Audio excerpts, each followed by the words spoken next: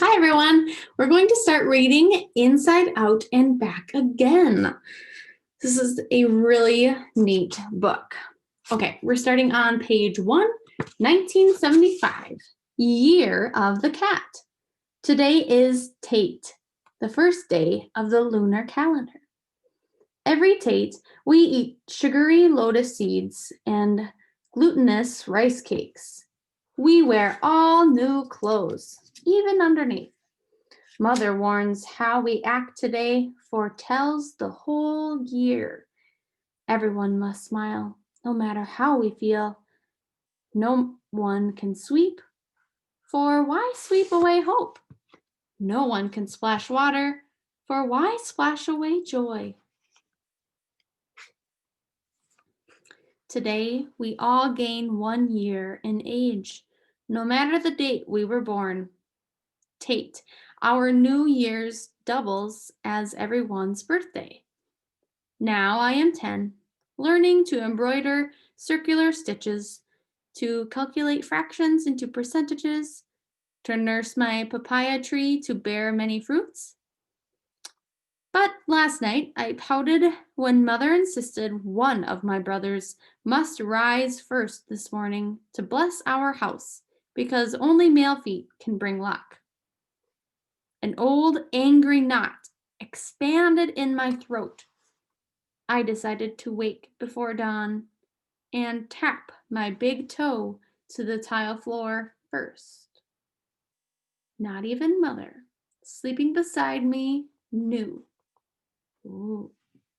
February 11th, Tate. Inside Out. Every new year, Mother visits the I Ching teller of fate. This year, he predicts our lives will twist inside out. Maybe soldiers will no longer patrol our neighborhood. Maybe I can jump rope after dark. Maybe the whistles that tell Mother to push us under the bed will stop screeching. But I heard on the playground this year's banchung, eaten only during Tate, will be smeared in blood. The war is coming, closer to home. My name is Hey.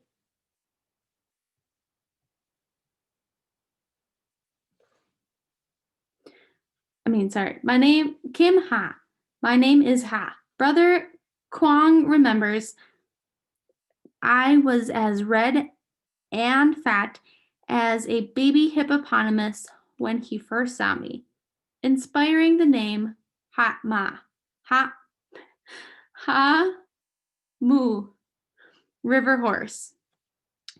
Brother Vu screams Ha Ya and makes me jump every time he breaks wood or breaks in imitation of Bruce Lee.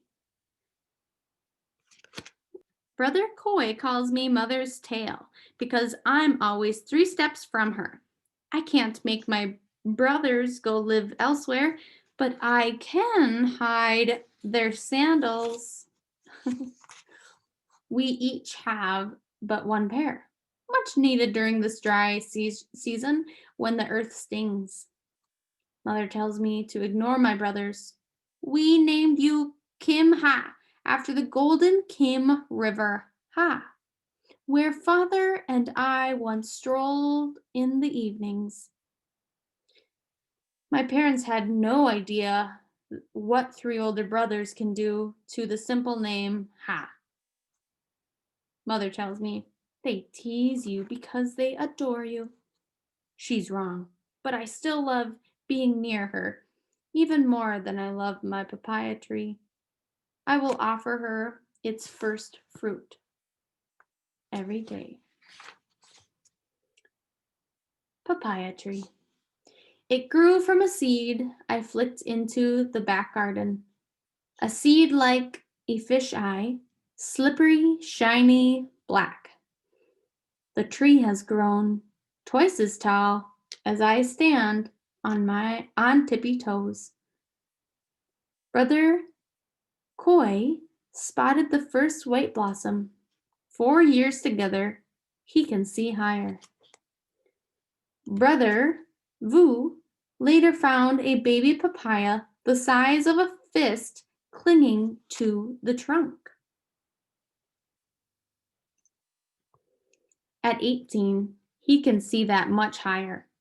Brother Kwang is oldest, 21 and studying engineering. Who knows what he will notice before me?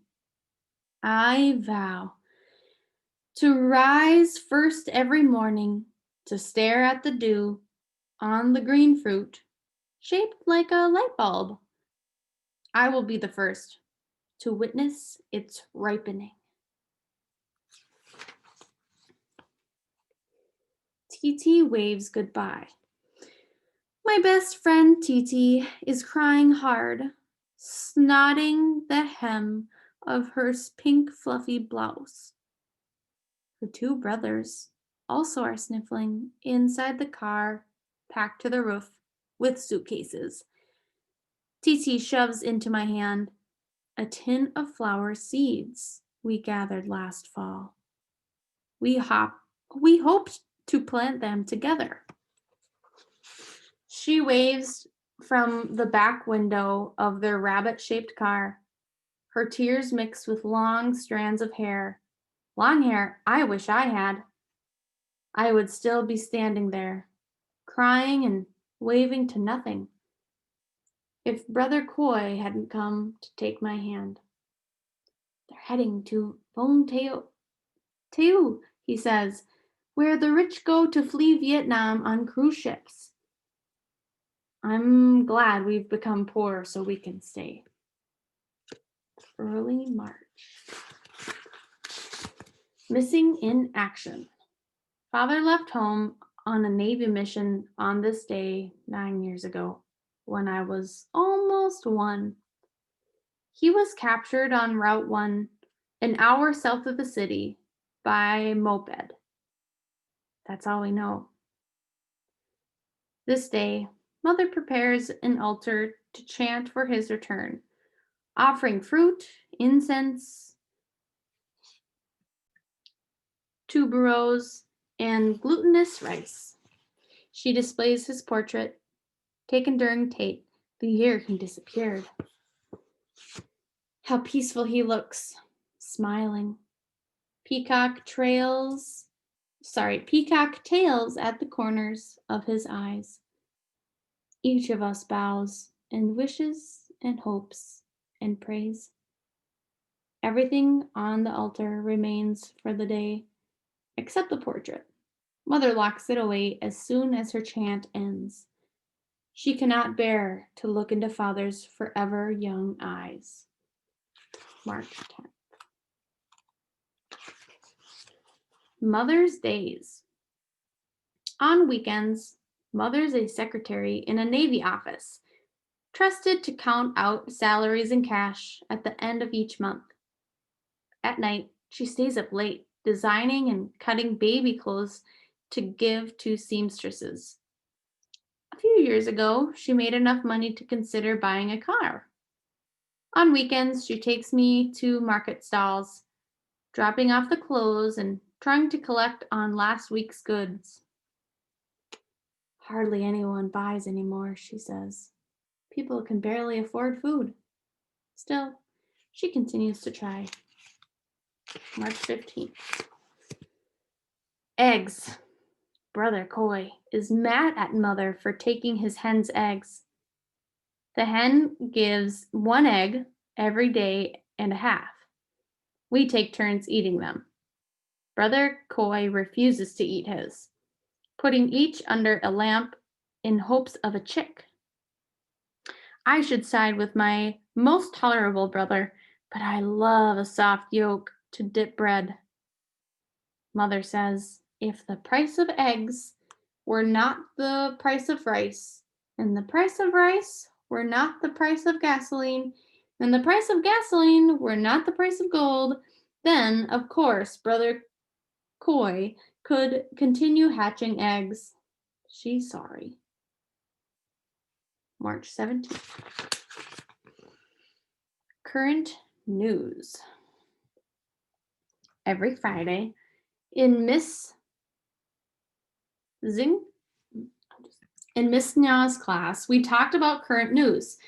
But when we keep talking about how close the communists have gotten to Saigon, how much prices have gone up since American soldiers left, how many distant bombs were heard the previous night. Miss Snya finally says no more. From now on, Fridays will be for happy news. No one has anything to say. March 21st. Feel smart. This year, I have afternoon classes plus Saturdays. We attend in shifts so everyone can fit into school. Mornings free. Mother trusts me to shop at the open market. Last September, she would give me 50 dong to buy 100 grams of pork, a bushel of water spinach, 5 cubes of tofu. But I told no one I was buying 99 grams of pork, 78ths of a bushel of spinach, 7/8 of a bushel of spinach, 4 3/4 cubes of tofu. Merchants frowned at Mother's strange instructions.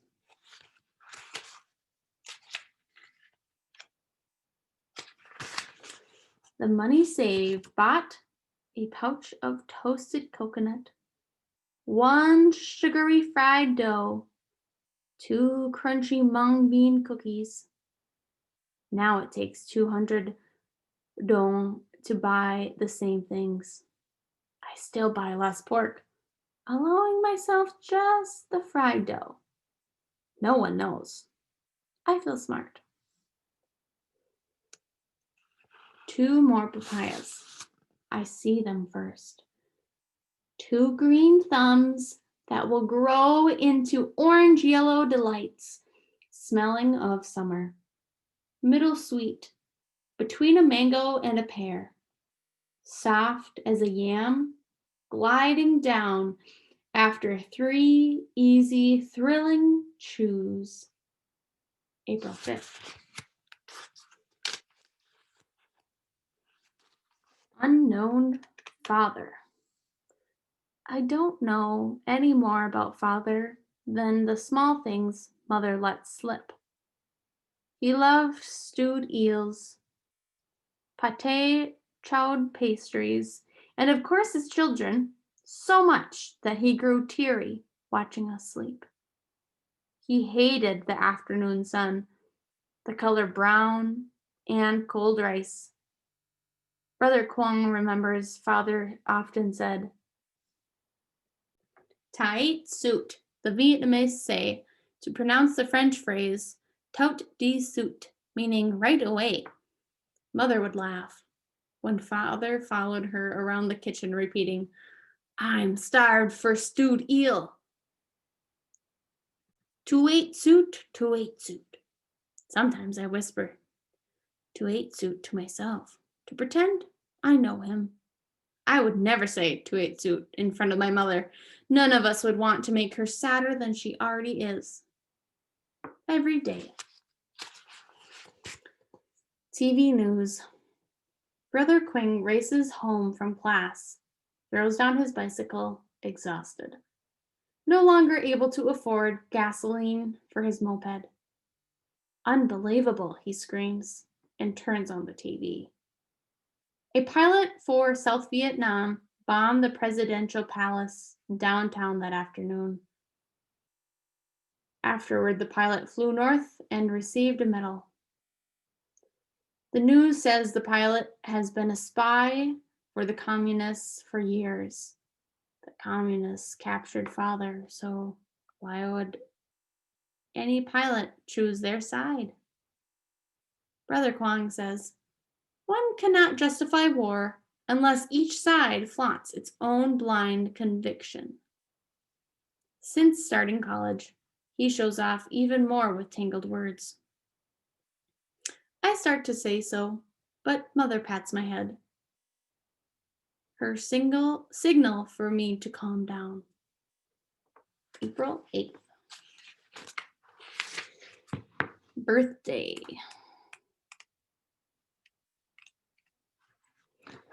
I, the youngest, get to celebrate my actual birthday even though I turned a year older like everyone else at Tate. I, the only daughter, usually get roasted chicken, dried bamboo cup soup, dried bamboo soup, and all I can eat pudding. This year, mother manages only banana tapioca and my favorite black sesame candy. She makes up for it by allowing one wish. I dye my mouth sugary black and insist on stories. It's not easy to persuade mother to tell her girlhood in the north, where her grandmother's land stretched farther than doves could fly, where looking pretty and writing poetry were her only duties. She was promised a father at 5. They married at 16, earlier than expected. Everyone's future changed among learning the name Ho Chi Minh. Change meant land was taken away. Houses now belonged to the state. Servants gained power as fighters. The country divided in half. Mother and father came south, convinced it would be easier to breathe away from the communism. Her father was to follow. But he was waiting for his son, who was waiting for his wife, who was waiting to deliver a child in its last week in her belly. The last week, North and South closed their doors. No more migration, no more letters, no more family. At this point, Mother closes her eyes that resemble no one else's, sunken and deep like Westerners, yet almond shaped like ours. I always wish for her eyes, but Mother says no. Eyes like hers can't help but carry sadness. Even as a child, her parents were alarmed by the weight in her eyes. I want to hear more, but nothing, not even my pouts, can make Mother open her eyes and tell more. All right, we're going to stop here today. We are going to pick up on page 30 next time. Thank you.